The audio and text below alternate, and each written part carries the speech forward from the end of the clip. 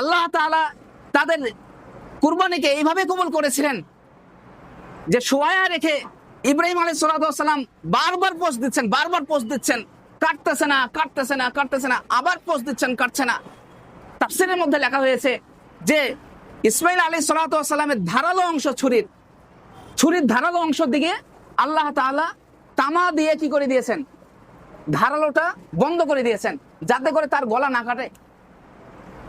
ফালাম্মা আসলামা ওয়া তাওয়াল্লাহু লিল জাবিন, যখন তারা দুজনেই আনুগত্য প্রকাশ করলো, ওয়ানাদাইনাহু ইয়া ইব্রাহিম, আল্লাহ তাআলা ডাক দিয়ে বলেন, ইয়া ইব্রাহিম, ছুরি আর চালিও না, কদ সাদ্দাক্তার রুইয়া, তোমার স্বপ্ন তুমি সফল করেছো, তোমার স্বপ্ন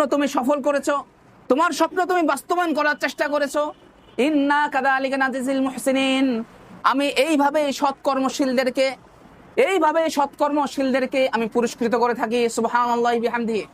তারপরে দ্বিতীয় নম্বর ইতিহাস, হযরত ইসমাঈল আলাইহিস সালাতু ওয়াস সালাম হযরত ইব্রাহিম আলাইহিস সালাতু ওয়াস সালামের মাধ্যমে সংগঠিত হয়েছে। এটাও সূরা সাফাতের মধ্যে 100 নম্বর আয়াত। আমরা সকলেই জানি, হজের আলোচনায় আমি বলেছিলাম, ইব্রাহিম আলাইহিস সালাতু ওয়াস সালাম ইসমাঈল আলাইহিস সালাতু ওয়াস সালামকে এবং বিবি হাজেরাকে মক্কায় রেখে দিয়ে গিয়েছিলেন আল্লাহ তাআলার নির্দেশে। ইব্রাহিম আলাইহিস সালাতু ওয়াস সালাম এর প্রথম বিবির নাম ছিল সারা। প্রথম বিবির নাম কি? সারা। তার কোনো সন্তান হতো না। সন্তান না হওয়ার কারণে আল্লাহ তাআলা হাজেরাকে বিয়ে করার নির্দেশ দেন। তারপরে হাজেরাকে বিয়ে করার পরে আল্লাহ তাআলা তাদের গর্ভে সন্তান দান করেন। তখন ইব্রাহিম আলাইহিস সালাতু ওয়াস সালামের বয়স ছিল মোটামুটি ভাবে 86 বছর অতিক্রম করেছে। ইব্রাহিম আলাইহিস সালাতু ওয়াস সালামের বয়স কত ছিল? 86 বছর পার। অনেক ঐতিহাসিকগণ বলেন 90 বছর পার, অনেকেই বলেন 86 বছর পার। যাই হোক, 86-90 তো কাছাকাছি। এখন যদি কেউ বলে 80 বছর বয়সে যে আজকে আমার কি সন্তান হবে, একটা অবাক করা বিষয় না? যে 80 বছর বয়সে কি হবে, সন্তান হবে, একটা অবাক করা বিষয়। তো যাই হোক, আল্লাহ তাআলা যদি চান বাবা ছাড়াই সন্তান দান করতে পারেন কি না? যেমন ঈসা আলাইহিস সালাতু ওয়াস সালামকে আল্লাহ তাআলা দুনিয়াতে প্রেরণ করেছেন কার মাধ্যমে? মারিয়াম আলাইহিস সালাতু ওয়াস সালামের মাধ্যমে। ঈসা আলাইহিস সালাতু ওয়াস সালামের কি বাবা ছিল? বাবা ছিল না। এমনকি বাবা মা ছাড়াও আল্লাহ তাআলা একজন মানুষকে দুনিয়াতে পাঠাইতে পারেন। আদম আলাইহিস সালাতু ওয়াস সালাম বানাইছেন না আল্লাহ তাআলা? বাবা লাগছে, মা লাগছে, কিছুই লাগে নাই। এমনকি বাবা মা ছাড়া স্বামী থেকেও আল্লাহ তাআলা কোনো নারীকে সৃষ্টি করতে পারেন। যেমন মা হাওয়া আলাইহাস সালাতু ওয়াস সালামকে আদম আলাইহিস সালাতু ওয়াস সালাম থেকে সৃষ্টি করেছেন, তার বাঁকা হাড্ডি থেকে সৃষ্টি করেছেন। তো এমনই ভাবে আল্লাহ তাআলা চাইলে বৃদ্ধ বয়সে সন্তান দান করতে পারেন। আল্লাহ তাআলা না চাইলে কেউ যুবক বয়সে বিয়ে করেও কি করতে পারবে না, সন্তান জন্ম দিতে পারবে না। এই জন্য আল্লাহ তাআলার দরবারে ইব্রাহিম আলাইহিস সালাতু ওয়াস সালাম দোয়া করেছিলেন, সূরা সাফফাতের 100 নম্বর আয়াত, রব্বি হাবলি মিনাস সলিহিন। হে আল্লাহ, রব্বি হাবলি মিনাস সলিহিন, হে আল্লাহ, আপনি আমাকে একটা নেককার সন্তান দান করেন। তাহলে আল্লাহ তাআলার দরবারে কি দোয়া করেছিলেন? রব্বি হাবলি মিনাস সলিহিন, রব্বি হাবলি মিনাস সলিহিন। আল্লাহ তাআলা আরো নবীদেরকে বৃদ্ধ অবস্থায় সন্তান দান করেছেন, যেমন জাকারিয়া আলাইহিস সালাতু ওয়াস সালাম। জাকারিয়া আলাইহিস সালাতু ওয়াস সালাম কেউ আল্লাহ তাআলা ইয়াহইয়া আলাইহিস সালাতু ওয়াস সালামকে সন্তান দান করেছিলেন, ইয়াহইয়া আলাইহিস সালাতু ওয়াস সালামকে দান করেছিলেন। জাকারিয়া আলাইহিস সালাতু ওয়াস সালাম যখন একেবারেই বৃদ্ধ, এটার স্পেসিফিক কোনো নির্দিষ্ট কোনো বয়স কোরআনে উল্লেখ নাই, কিন্তু একেবারেই বৃদ্ধ ছিলেন তখন। যা আমরা সামাজিকভাবে বলি যে বয়স হয়ে গেলে কি হয় না, সন্তান হয় না, এমন একটা বয়সে উপনীত হয়েছিল। তারপরও ইয়াহইয়া আলাইহিস সালাতু ওয়াস সালামকে আল্লাহ তাআলা দান করেছিলেন জাকারিয়া আলাইহিস সালাতু ওয়াস সালামের কাছে। তো আল্লাহ তাআলা চাইলে একজন বৃদ্ধ মানুষকে মতো চাই, আমরা চাইতে পারি না। আল্লাহ তাআলার কাছ থেকে মন থেকে চাইতে পারি না, আল্লাহ তাআলার কাছে চাইতে পারি না। আল্লাহ তাআলা যেভাবে চাইতে বলেছেন সেভাবে চাই না, বরং আমরা সন্তান চাইতে যাই কার কাছে? অমুক বাবার মাজারের কাছে। যে ব্যক্তি নিজের জীবন নিয়ে আশঙ্কায় আছে সে ব্যক্তির কাছে আমরা সন্তান চাই। কি কথা ঠিক না? মাজারে সন্তান চাইতে যাই, অমুক বাবার কাছে যাই, অমুক বাবার কাছে তাবিজ নিতে যাই। মনে রাখবেন, আল্লাহ তাআলাকে অসন্তুষ্ট করে আপনি কখনোই সন্তান পাবেন না। এই জন্য সন্তান পাওয়ার মাধ্যম আল্লাহ তাআলা বলে দিয়েছেন, রব্বি হাবলি মিনাস সালিহিন, হে আল্লাহ আমাকে নেককার সন্তান দান করেন। আল্লাহ তাআলা কোরআনের মধ্যে বলছেন, ফাবাশশারনাহু বিগুলামিন হালিম। আল্লাহ তাআলা কোরআনের মধ্যে বলছেন সূরা সাফফাতের 101 নম্বর আয়াতে, যখন ইব্রাহিম আলাইহিস সালাতু ওয়াস সালাম আল্লাহ তাআলার কাছে সন্তান চাইলেন, সন্তান চাওয়ার পরে আল্লাহ তাআলা তাদেরকে সন্তানের সুসংবাদ দিলেন, একটা পুত্র সন্তানের সুসংবাদ দিলেন। কি সন্তান? পুত্র সন্তান, ছেলে সন্তান। তো মনে রাখবেন, তারপরে আয়াতে 102 নম্বর আয়াত সূরা সাফফাতের, ফালাম্মা বালাগা মা'হুস সা'য়া ক্বালা ইয়া বুনাইয়া।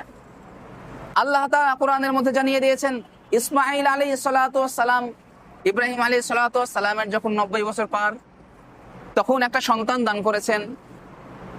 কতদিন পর সন্তান দান করার পরে যখন ইব্রাহিম আলাইহিস সালাতু ওয়াস সালামের সন্তানের বয়স 13 থেকে 15 বছর। কত বছর? ইসমাঈল আলাইহিস সালাতু ওয়াস সালাম যখন জন্মগ্রহণ করেছেন, জন্মের পর থেকেই কিন্তু ইব্রাহিম আলাইহিস সালাতু ওয়াস সালাম সন্তানের কাছে ছিলেন না। তিনি আবার দাওয়াতের উদ্দেশ্যে তাদেরকে রেখে মক্কাতে রেখে চলে গিয়েছিলেন। আমরা সকলেই জানি, ইব্রাহিম আলাইহিস সালাতু ওয়াস সালাম, হাজেরা এবং ইসমাঈল আলাইহিস সালাতু ওয়াস সালাম যখন একেবারে ছোট নবজাতক শিশু, তখন মক্কার মরুভূমিতে রেখে দিয়ে গেছিলেন। কোনো পানির ব্যবস্থা ছিল না, কোনো গাছের ব্যবস্থা ছিল না, খাবারের ব্যবস্থা ছিল না। তখন ইসমাঈল আলাইহিস সালাতু ওয়াস সালামকে এবং তার মা হাজেরাকে ওই জায়গাতে রেখে দিয়ে চলে গিয়েছিলেন আল্লাহ তাআলার অর্ডারে, নির্দেশে। একেবারেই ইসমাঈল আলাইহিস সালাতু ওয়াস সালামকে দেখার জন্য মাঝখানে একবার আসেন, কিন্তু পরবর্তীতে যখন তিনি আসেন একেবারেই ইব্রাহিম আলাইহিস সালাতু ওয়াস সালাম তার পরিবারের কাছে, তখন ইসমাঈল আলাইহিস সালাতু ওয়াস সালামের বয়স ছিল 13 থেকে 15 বছর। কত বছর? 13 থেকে 15 বছর। এতদিন পর, মানে মোটামুটি 13 বছর 15 বছর পর সন্তানকে পাইছে। এখন আল্লাহ তাআলা ইব্রাহিম আলাইহিস সালাতু ওয়াস সালামকে জিলহজ মাসের 8 তারিখে স্বপ্নে দেখাচ্ছেন যে তার সন্তানকে, ইব্রাহিম আলাইহিস সালাতু ওয়াস সালাম নিজ সন্তানকে জবাই করতেছেন। কয় তারিখে? জিলহজ মাসের 8 তারিখে। এই জন্য জিলহজ মাসের 8 তারিখে ইয়াউমুত তারবিয়া বলে। কি বলে? ইয়াউমুত তারবিয়া, অর্থাৎ সন্দেহের দিন। ইব্রাহিম আলাইহিস সালাতু ওয়াস সালাম জাগ্রত হয়ে চিন্তা করেন যে আমি আমার নিজের সন্তানকে এত বছর পর পেয়েছি, আমি আমার সন্তানকে জবাই করতেছি, হয়তোবা এটা শয়তান দেখাইতে পারে। কে দেখাইতে পারে? শয়তান দেখাইতে পারে। এই জন্য স্বপ্ন মাঝে মধ্যে আমাদের শয়তান দেখাইতে পারে। এই জন্য এটা ভয়ের কিছু নাই। সূরা ইখলাস, ফালাক, নাসের আমল করবেন, ইনশাআল্লাহ আল্লাহ তাআলা আপনার স্বপ্নকে যদি প্রভাব বিস্তার করতে পারবেন ইনশাআল্লাহ। এই জন্য ঘুমের সময় যদি আপনারা খারাপ স্বপ্ন দেখেন, তাহলে খারাপ স্বপ্ন দেখতে দেখতে যদি আপনি জাগ্রত হয়ে যান ভয় পেয়ে, এমন আমাদের ঘটনা ঘটে কিনা যে ঘুমাচ্ছি, ভয়ঙ্কর স্বপ্ন দেখেছি, সাথে সাথে ঘুম থেকে আমরা হঠাৎ জাগা পেয়ে গেছি, এমন ঘটনা ঘটেনি আমাদের জীবনে? ঘটে কি ঘটে না? তখন আমাদের আমল হলো সাথে সাথে আপনি জাগ্রত হয়ে আউযু বিল্লাহি মিনাশ শাইতানির রাজিম পড়বেন। কি বলবেন? আউযু বিল্লাহি মিনাশ শাইতানির রাজিম পড়বেন। তারপর বাম দিকে 3 বার থুথু নিক্ষেপ করবেন, হালকা থুথু। তারপরে 3 নম্বর কাজ হলো, যেই পাশে ঘুমিয়েছিলেন সেই পাশটা পরিবর্তন করবেন। ইনশাআল্লাহ ওই স্বপ্নের খারাপ প্রভাবও যদি থেকে থাকে, আল্লাহ তাআলা ওই খারাপ প্রভাব থেকে আল্লাহ তাআলা আপনাকে মুক্তি দান করবেন ইনশাআল্লাহ। সেফ জোনে রাখবেন ইনশাআল্লাহ, নিরাপত্তা দিবেন ইনশাআল্লাহ। ঠিক আছে? তাহলে এই আমলগুলো করবেন ইনশাআল্লাহ, তাহলে কোনো সমস্যা হবে না। ইব্রাহিম আলাইহিস সালাতু ওয়াস সালাম জিলহজ মাসের 8 তারিখে দেখেন যে তার সন্তানকে জবাই করতেছেন। তখন ইব্রাহিম আলাইহিস সালাতু ওয়াস সালাম মনে মনে ভাবলেন এটা শয়তান দেখিয়েছে। ইব্রাহিম আলাইহিস সালাতু ওয়াস সালাম জিলহজ মাসে আবার ঘুমিয়েছেন রাত্রে। জিলহজ মাসে রাত্রে ঘুমানোর পরে আবার একই স্বপ্ন দেখেন যে তার সন্তানকে জবাই করতেছে। এজন্য তিনি পরিপূর্ণ পরিষ্কার হয়ে গেলেন, পুরোপুরি পরিষ্কার, যে আমার এই শব্দটা আল্লাহ তাআলা দেখাচ্ছেন। এই জন্যে জিলহজ মাসের 9 তারিখকে বলা হয় ইয়াউমুল আরাফা। কি বলা হয়? মানে পরিপূর্ণ স্পষ্ট হয়ে গেছে, পরিচয় পেয়ে গেছে যে আজকে কি করতে হবে, আমার সন্তানকে কুরবানি করতে হবে। এটা পরিপূর্ণভাবে আস্থা অর্জন হয়ে গেছে, পরিপূর্ণভাবে বুঝতে পেরেছেন উনি কোন দিনে, জিলহজ মাসের 9 তারিখে। এই জন্য জিলহজ মাসের 9 তারিখে ইয়াউমুল আরাফা বলে। এই জন্য হাজী সাহেবরা ওই দিনে, আরাফার দিনে যদি অবস্থান না করে তাহলে তাদের হজ হবে না। কারণ আরাফার ময়দানে অবস্থান করা কি ফরজ আরাফার দিনে, অর্থাৎ জিলহজ মাসের 9 তারিখে আরাফাত ময়দানে অবস্থান করা ফরজ। তো আল্লাহ তাআলা জিলহজ মাসের 9 তারিখে তাকে দেখাইলেন যে তার সন্তানকে কুরবানি করছেন। এজন্য জিলহজ মাসের 10 তারিখে ইব্রাহিম আলাইহিস সালাতু ওয়াস সালাম ইসমাঈল আলাইহিস সালাতু ওয়াস সালামকে সুন্দর করে সাজিয়ে গুজিয়ে নিয়ে যাচ্ছেন কুরবানি করার উদ্দেশ্যে। ফালাম্মা বালাগা মাআহুস সা'য়া ক্বালা ইয়া বুনাইয়া, তখন ইসমাঈল আলাইহিস সালাতু ওয়াস সালামের বয়স ছিল 13 থেকে 15 বছর, অর্থাৎ বাবার সাথে এখন কাজ করার উপযুক্ত সময়, বাজারের ব্যাগ হাতে নেওয়ার সময়। বাবা বাজারে নিয়ে গেলে যখন বাজারের ব্যাগ বাবাকে ব্যাগ নেওয়ার মাধ্যমে সাহায্য সহযোগিতা করবে, সেই সময় আল্লাহ তাআলা সেই সন্তানকে কুরবানি করতে বলছেন। কত কঠিন একটা মুহূর্ত। তখন ইসমাঈল আলাইহিস সালাতু ওয়াস সালামকে তার বাবা বলছেন, ইয়া বুনাইয়া ইন্নী আরা ফিল মানামি, আমি স্বপ্নে দেখেছি। মানে বাবা এখন ছেলের সাথে পরামর্শ করছে। সূরা সফফাতের 102 নম্বর আয়াত বলছি আমি, ক্বালা ইয়া বুনাইয়া ইন্নী আরা ফিল মানামি, হে আমার পুত্র সন্তান। মনে রাখবেন, ইয়া বুনাইয়া শব্দের অর্থ হচ্ছে হে আমার প্রিয় ছেলে, হে আমার কলিজার টুকরা। আমরা মাঝে মধ্যে সন্তানদেরকে আদর করে ডাকি না, আমার কলিজা, আমার কলিজার টুকরা। এভাবে আমরা মাঝে মধ্যে আমাদের সন্তানদেরকে ডাকি। ইব্রাহিম আলাইহিস সালাতু ওয়াস সালামও কুরবানি করার আগ মুহূর্তে, তার সন্তানকে জবেহ করার আগ মুহূর্তে তিনি বলেন, ইয়া বুনাইয়া, হে আমার প্রিয় সন্তান, কলিজার টুকরা, ইন্নী আরা ফিল মানাম, আমি আজকে স্বপ্নে দেখেছি, আন্নী আযবাহুকা, তোমাকে জবেহ করছি, তোমাকে কুরবানি করছি। ফানদুর মাযা তারা, এখন তোমার সিদ্ধান্তটা বলো যে আমি এখন কি করব। বাবা সন্তানকে বলছে আমি এখন কি করব, একটু সিদ্ধান্তটা বলো। তাফসীরের মধ্যে লিখেছে, সেই সময় ইসমাঈল আলাইহিস সালাতু ওয়াস সালাম যদি নাও করতেন, যে না আমি এটা মানি না, তারপরও ইব্রাহিম আলাইহিস সালাতু ওয়াস সালাম জোর করে বেঁধে তাকে কুরবানি করত। কারণ তিনি নবী, ওহী আসছে, এখন এটা করাই লাগবে, ফরজ। তখন ইসমাঈল আলাইহিস সালাতু ওয়াস সালাম বলছেন, দেখেন বাবা যেমন, ছেলেও তো তেমনই হবে। এজন্য ছেলেকে, সন্তানকে ঠিক করতে হলে বাবাকে আগে ঠিক হতে হয়। তখন বাবাকে বলছেন সন্তান, ইয়া আবাতি ফাআল মা তুমার, হে আমার প্রিয় বাবা, ইয়া আবাতি ফাআল তুমার, আপনাকে যা নির্দেশ করেছেন আল্লাহ তাআলা তা আপনি পালন করেন। সাতাজিদুনি ইনশাআল্লাহু মিনাস সাবিরিন, সুবহানাল্লাহি ওয়া বিহামদিহি। আপনি আমাকে ধৈর্যশীল অবস্থায় পাবেন ইনশাআল্লাহ। আল্লাহ তাআলা যা নির্দেশ দিয়েছেন তা আপনি পালন করেন, হে আমার বাবা, আমাকে আপনি ধৈর্যশীল অবস্থায় পাবেন, কোনো সমস্যা নাই।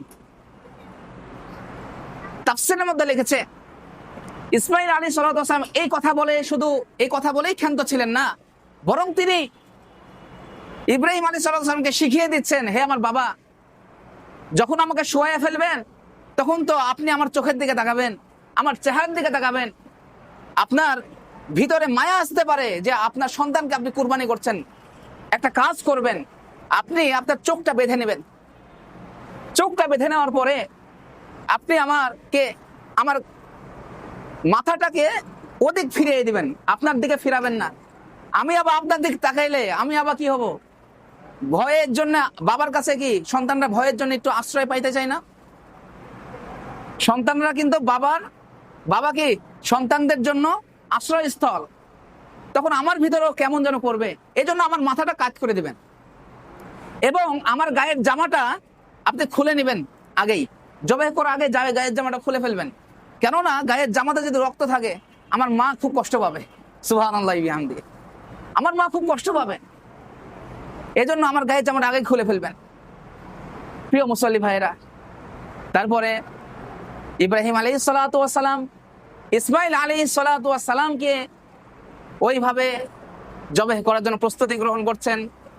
ফালাম্মা আসলামা ওয়া তাওয়াল্লাহু লিল জাবিন, আল্লাহ তাআলা নির্দেশে ইসমাইল আলাইহিস সালাতু ওয়াস সালাম তার সন্তান ইব্রাহিম আলাইহিস সালাতু ওয়াস সালাম তার সন্তানকে নিজের কলিজার টুকরাকে শোয়াইয়া ফেললেন। শোয়াইয়া ফেলার পরে ফালাম্মা আসলামা ওয়া তাওয়াল্লাহু লিল জাবিন, সকলেই যখন তারা অনুগত হলো আল্লাহ তাআলা দরবারে, আল্লাহ তাআলা কোরআনের মধ্যে বলে দিয়েছেন, অনাদাইনাহু আইয়া ইব্রাহিম, হে ইব্রাহিম আপনি ছুরি চালানো বন্ধ করেন, ছুরি চালানো বন্ধ করেন, ছুরি চালানো বন্ধ করেন। কদ সাদ্দাকতার রুইয়া ইন্না কাযালিকা নাজিজিল মুহসিনিন। আল্লাহু আকবার। আল্লাহ তাআলা তাদের কুরবানিকে এইভাবে কবুল করেছিলেন যে শোয়া রেখে ইব্রাহিম আলাইহিস সালাতু ওয়াস সালাম বারবার পোস্ট দিচ্ছেন, বারবার পোস্ট দিচ্ছেন, কাটতেছে না, কাটতেছে না, কাটতেছে না, আবার পোস্ট দিচ্ছেন, কাটছে না। তাফসীরের মধ্যে লেখা হয়েছে যে ইসমাইল আলাইহিস সালাতু ওয়াস সালামের ধারালো অংশ, ছুরির ধারালো অংশ দিকে আল্লাহ তাআলা তামা দিয়ে কি করে দিয়েছেন, ধারালোটা বন্ধ করে দিয়েছেন, যাতে করে তার গলা না কাটে। ফালাম্মা আসলামা ওয়া তাওয়াল্লাহু লিল জাবিন, যখন তারা দুজনেই আনুগত্য প্রকাশ করলো, অনাদাইনাহু আইয়া ইব্রাহিম, আল্লাহ তাআলা ডাক দিয়ে বলেন, ইয়া ইব্রাহিম ছুরি আর চালিও না, কদ সাদ্দাকতার রুইয়া, তোমার স্বপ্ন তুমি সফল করেছো, তোমার স্বপ্ন তুমি সফল করেছো, তোমার স্বপ্ন তুমি বাস্তবায়ন করার চেষ্টা করেছো। ইন্না কাযালিকা নাজিজিল মুহসিনিন, আমি এইভাবে সৎকর্মশীলদেরকে আমি পুরস্কৃত করে থাকি। সুবহানাল্লাহি বিহামদিহি। তাহলে এইভাবেই আমি সৎকর্মশীলদেরকে পুরস্কৃত করে থাকি। প্রিয় মুসল্লি ভাইরা, ইন্না হাযা লাহুল বালাউল মুবিন, আল্লাহ তাআলা তারপরে আয়াতে বলছেন, এইভাবে আমি আমার মুমিন বান্দাদেরকে পরীক্ষা করে থাকি। দেখেন কত পরীক্ষা, কত কঠিন পরীক্ষা। আমাদেরকে যদি এই পরীক্ষায় ফেলা হতো, আমার মনে হয় যে আমাদের মতো টুপিওয়ালা আলেমরাও কি করতে পারতেন না, এই পরীক্ষায় পাশ করতে পারতেন না, সাধারণ মানুষ দূরের কথা। তো মুসল্লি ভাইরা, তাই আমাদের জীবনে বিভিন্ন পরীক্ষা আসতে পারে, বিভিন্ন বালা মুসিবত আসতে পারে। ওই বালা মুসিবতে আমাদেরকে ধৈর্যের সাথে, সালাতের সাথে আল্লাহ তাআলার কাছে কান্নাকাটি করার মাধ্যমে আল্লাহ তাআলার কাছে ওই বালা মুসিবত থেকে উদ্ধার হতে হবে ইনশাআল্লাহ। ঠিক আছে? তাহলে উদ্ধার মাধ্যম কি? উদ্ধারের মাধ্যম হলো যে নামাজের মাধ্যমে এবং কি ধৈর্যের মাধ্যমে আল্লাহ তাআলার কাছে চাওয়া ইনশাআল্লাহ। আল্লাহ তাআলা আমাদেরকে সকলকে এই কুরবানির শিক্ষা অর্জন করার তৌফিক দান করুন। আল্লাহুম্মা আমিন।